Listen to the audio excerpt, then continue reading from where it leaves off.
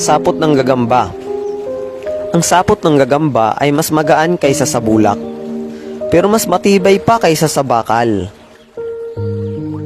Pinag-aaralan ng mga sayantipiko ang sapot ng mga gagambang gumagawa ng bahay na paikot. Ang dragline silk, pinakamatibay sa 7 uri ng sapot ng mga gagamba.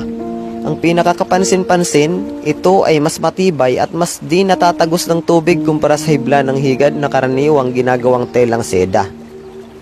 Ang Kevlar na karaniwang ginagamit sa mga tsalikong di tinatabla ng bala, pero para makagawa nito, kailangan ng mataas na temperatura at mga organikong pantunaw.